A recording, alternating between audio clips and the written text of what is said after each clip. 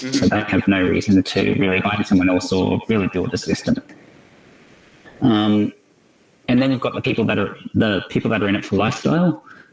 Restaurants are a good example. Lots of people, when they retire and get into restaurants or bars, and it's not to make money, it's because they want to be around food, they want to be around wine, they want to be around people. And they built that because they want to work in that environment. They want to showcase everything that they've learned over their lifetime and offer that to their customers.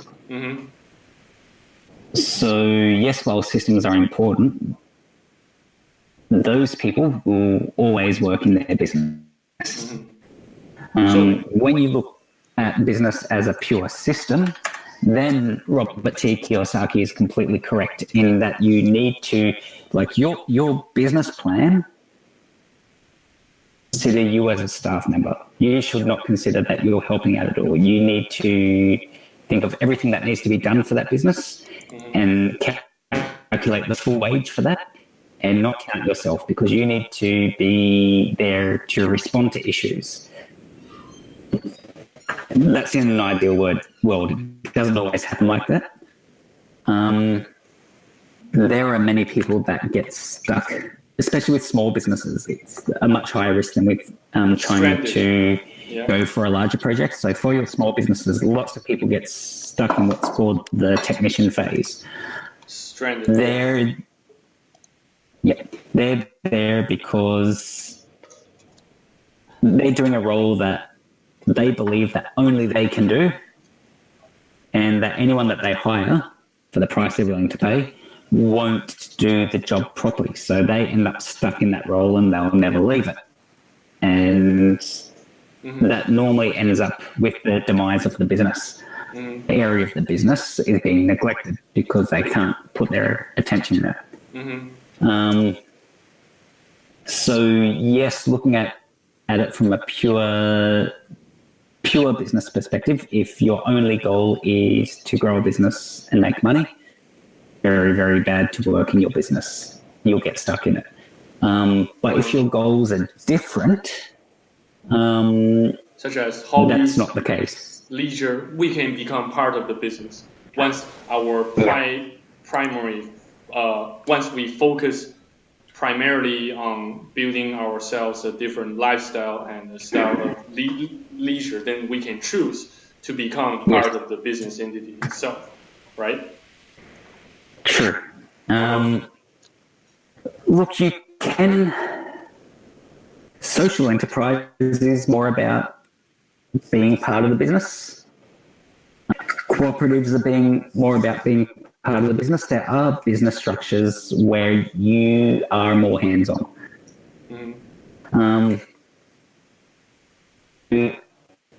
A business doesn't just have to be an empty system. A big business has to be. So a corporation definitely has to be. But there are many business structures which other functions other than just wealth accumulation. Agree. So Robert T. He only looks at that one business method because to him, that isn't to everyone.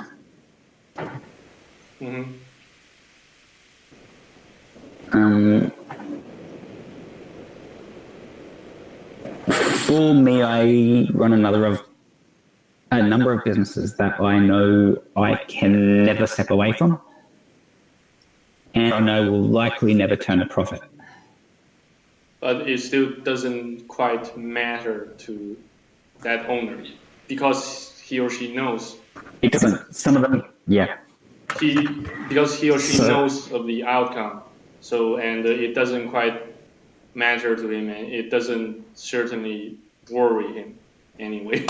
Yeah. Definitely, yes. And yes, perhaps a shift of the attitude will somehow alter the final outcome or the final fate of a certain business entity. So let's say I noticed a very bizarre phenomenon. it also tends to occur to me myself. Let's say for example, when we try to learn something or when we try to master some sort of skills consciously, we usually end up struggling with trying to master that skills.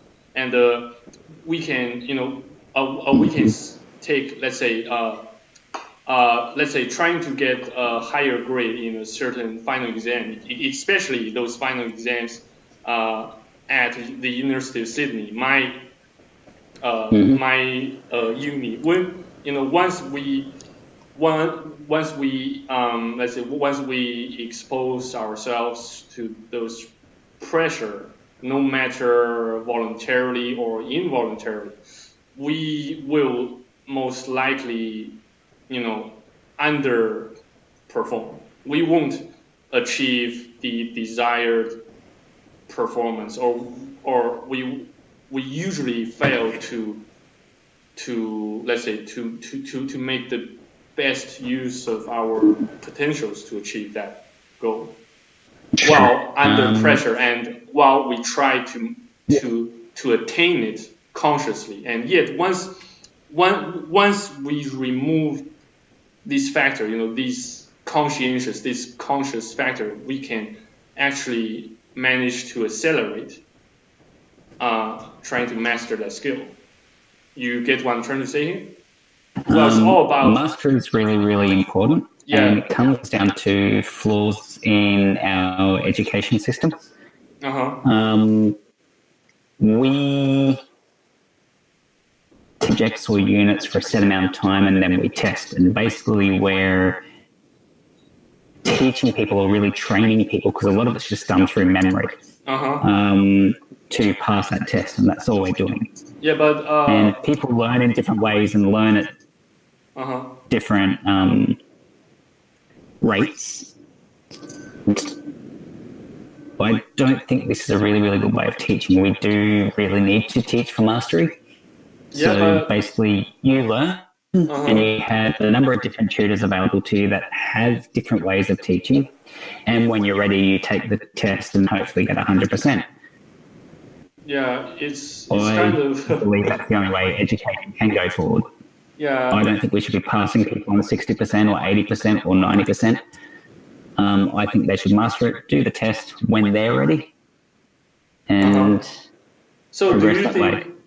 That's how you get mastery. Yeah. So do you think the same principles somewhat applies to building ourselves a successful business entity or business system? When we try to reduce the level or the extent of that consciousness to build a successful system, we will have more likelihood to actually succeed in building an automated system. Once we try to remove, the degree of consciousness, the degree of deliberate planning, those kind of things. I think that's not just kind of a highly counterproductive against our productivity when it comes to building a business, right?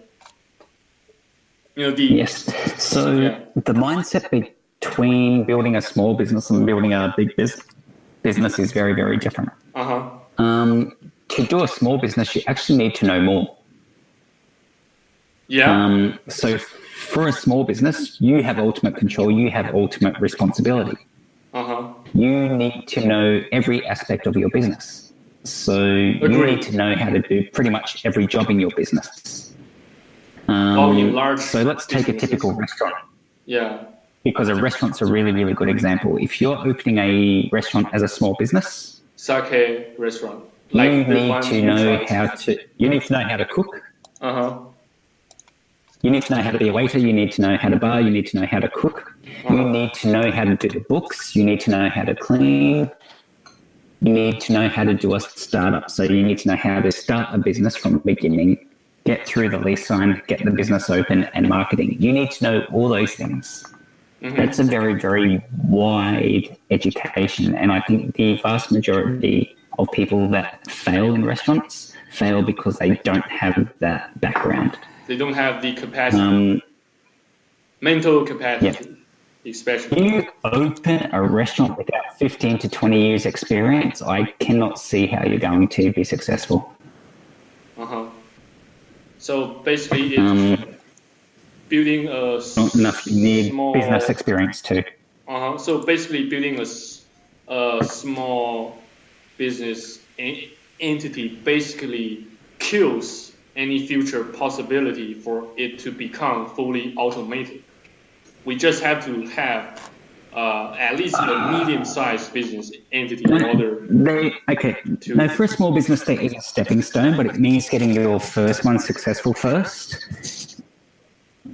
And location is really important. So if you can get your first business to become sort of a cash cow, like quite successful, you will have enough income to be able to open a second, a third, and a fourth, and you can expand that way. You need to do a good job on your first, or it's never going to happen. So there is definitely room to expand. As it expands, you can step out of it, and then you hire managers that have your kind of experience. So you can step out of it. Enough income to hire someone to be you. So that's okay. What I'm trying to explain the difference between a small business and a big business. If, for example, I'll explain the small business way of opening a restaurant, then there's a big business way of opening a restaurant. Now, founder of a large restaurant chain or franchise, you do not need to know how to cook. You do not need to know how to pour drinks. You don't need to know anything. You need to know how to run a company. Marketing, you need to know how to deal.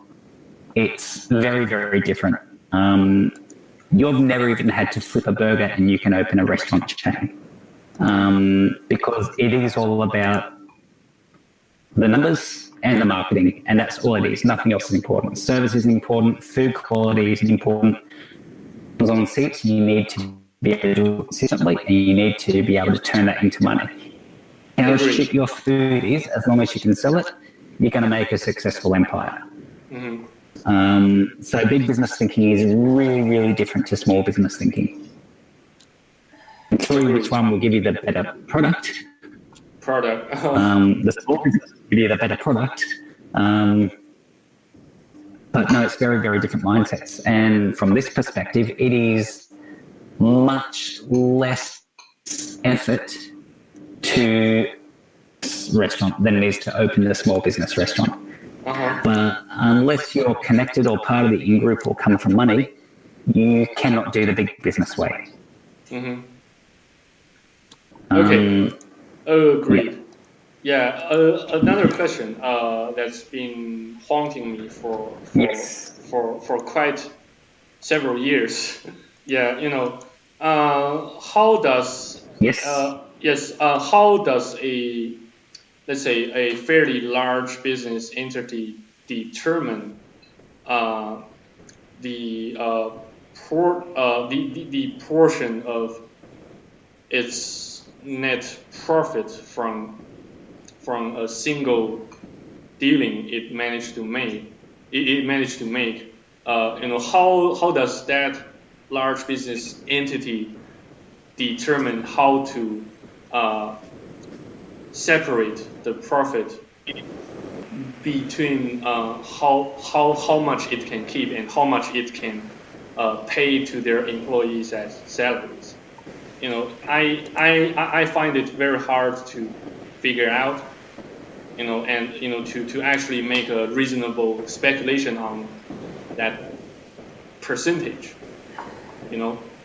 Probably that's varies. You're asking how the profits calculated?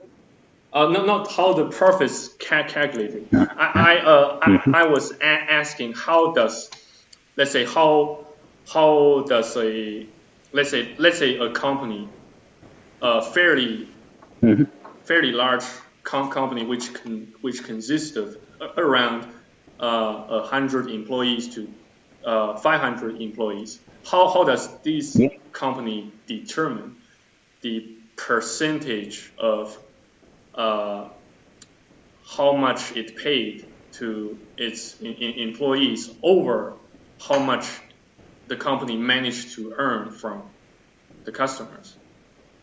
There has to okay. be a ratio, a very specific ratio.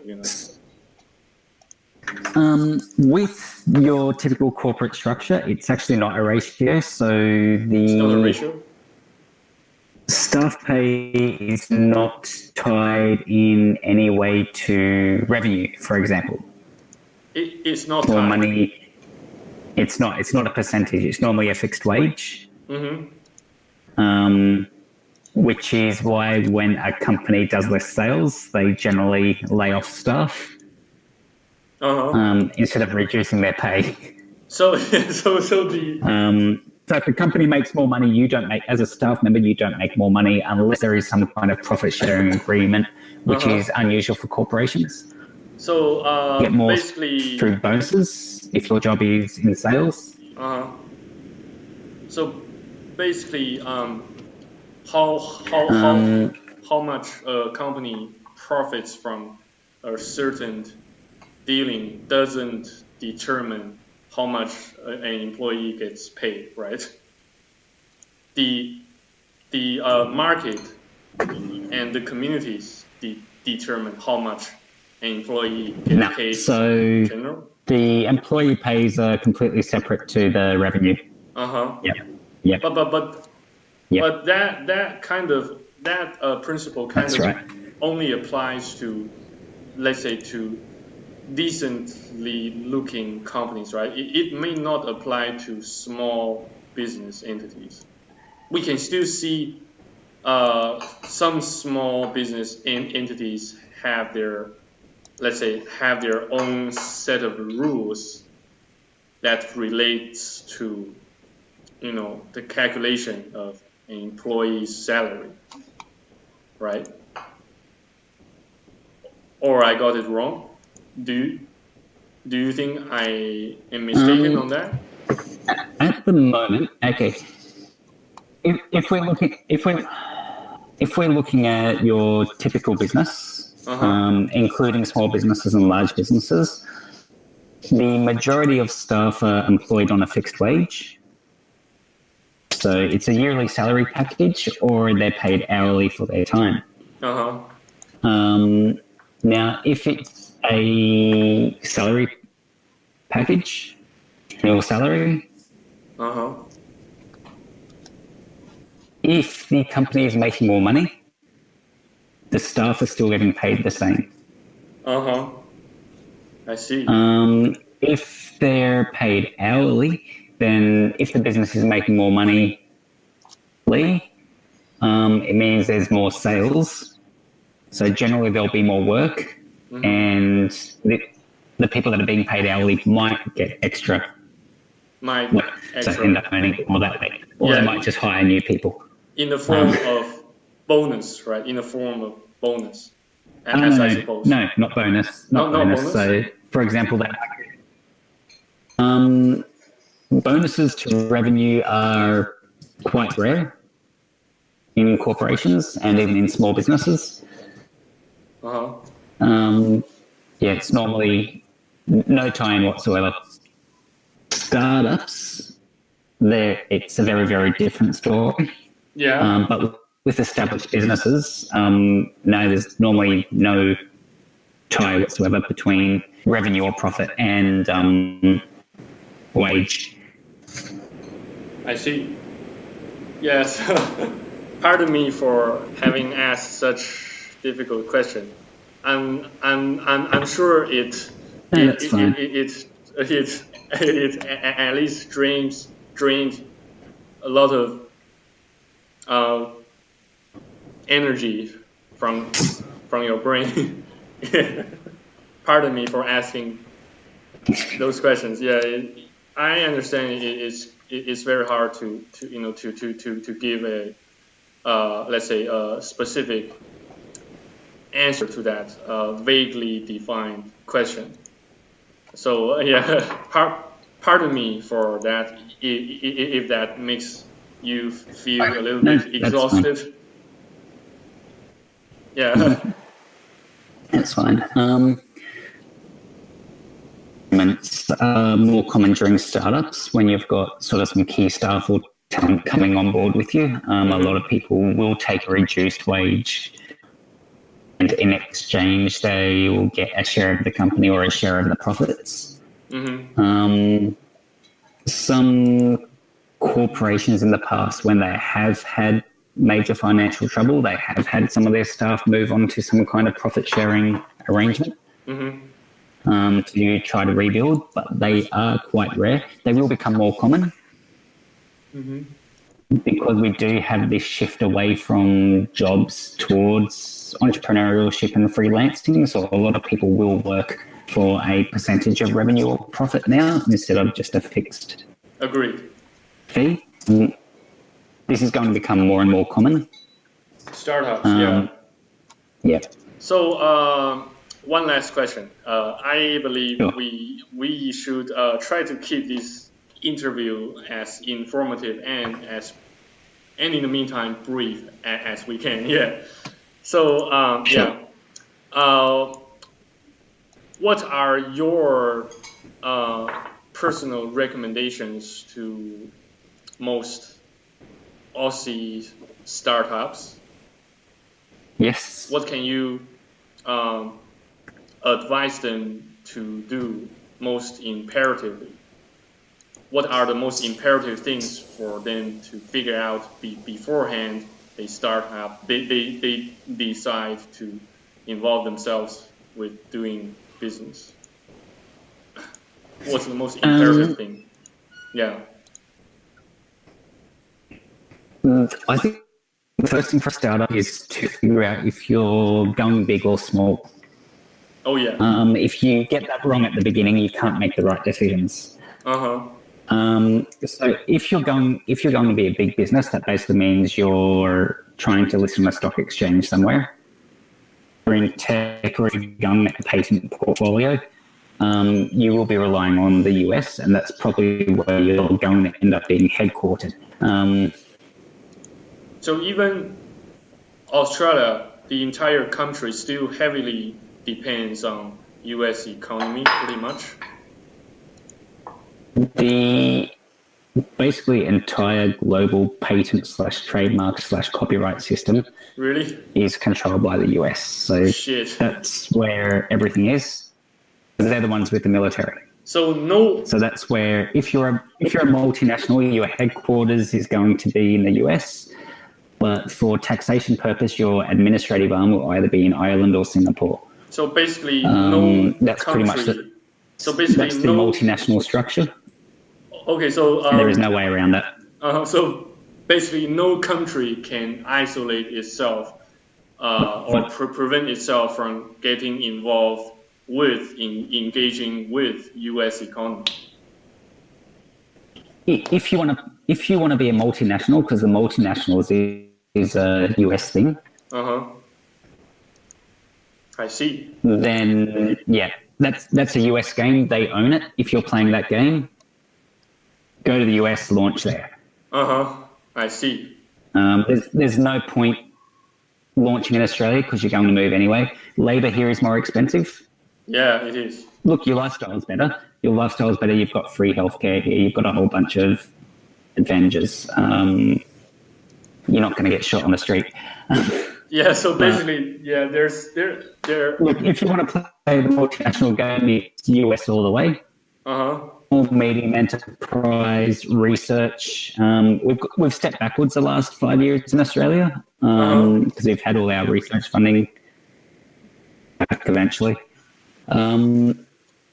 Australia's advantage is lifestyle.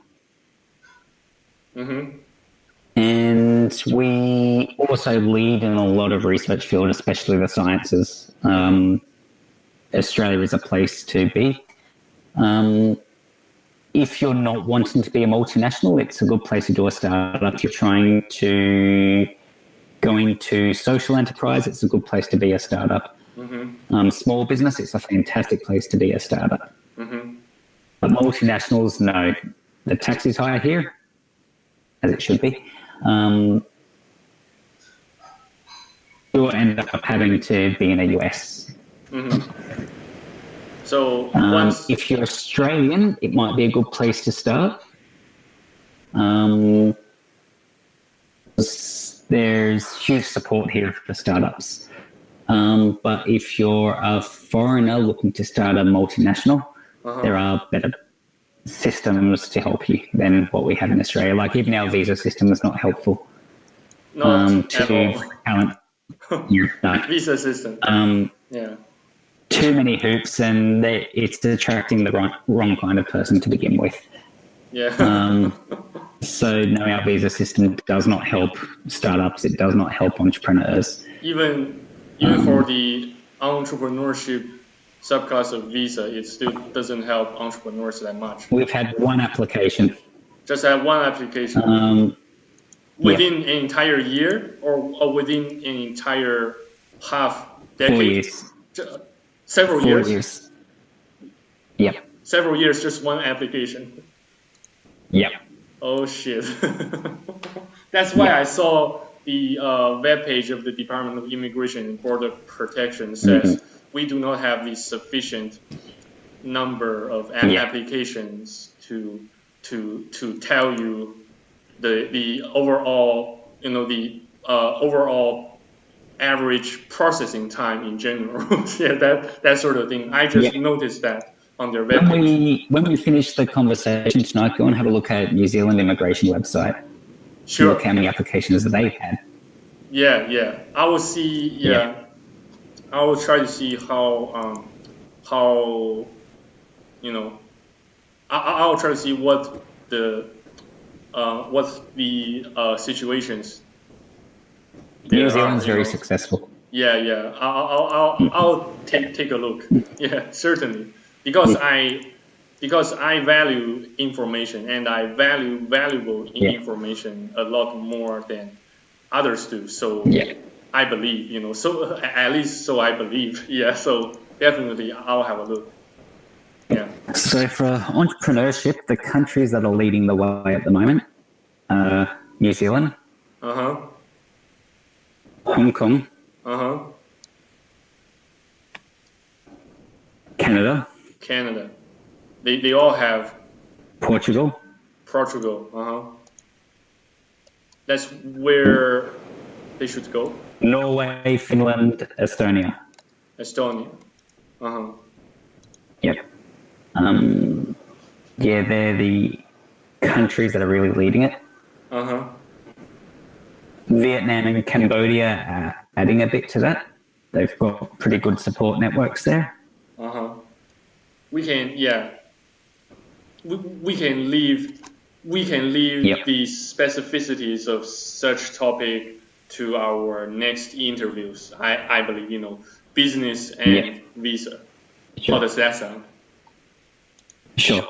Great. That will be another fantastic interview. I believe. Do you feel it? I'm sure you feel it, right? Nice. Do you have any questions for me? A lot of information about that, but Do you have any questions for me? I'm all ears. You were asking about eBay businesses before. Oh yeah, eBay businesses. Yep. The question. The question was, where or how do you think those sellers on eBay source their products to sell? Where and how? Mostly, I suppose from China, right? Okay, so when...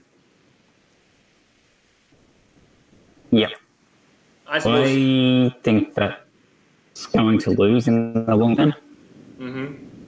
So eBay had a real niche business. They were an auction site, which is really, really good for things that do need to be auctioned, especially things that are secondhand or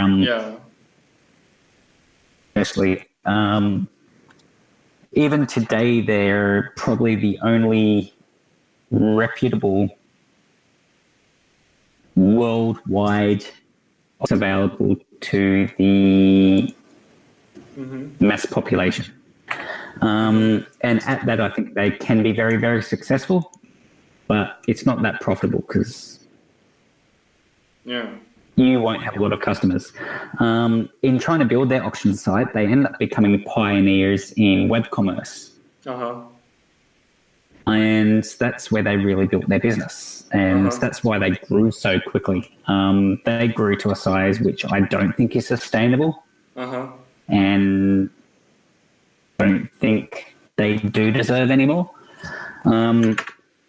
So basically, the site doesn't do many auctions anymore. It's basically a shop front for a lot of people. Basically, So they yeah. Basically, eBay So has run just out use of. that as a shop front buy and sell. Yeah. Basically, eBay has run out of room to maneuver and for future growth for small business entities, right? Especially startups, right? Yeah, eBay's sort of become. It's almost AliExpress now. It's almost AliExpress, but I can still notice lots of improvements, lots of growth, and lots of profitability from AliExpress. It's now, I suppose, in one way or another, AliExpress has managed to surpass eBay. I honestly think so too. Like, I use AliExpress. I don't use eBay anymore. Really? Yeah. Haven't used eBay for a long time.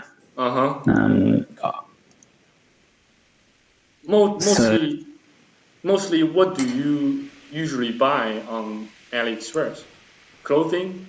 No, not so much. More specialist things. So I'm involved in a number of startups or businesses or projects, and there's some things that we need to buy a lot of.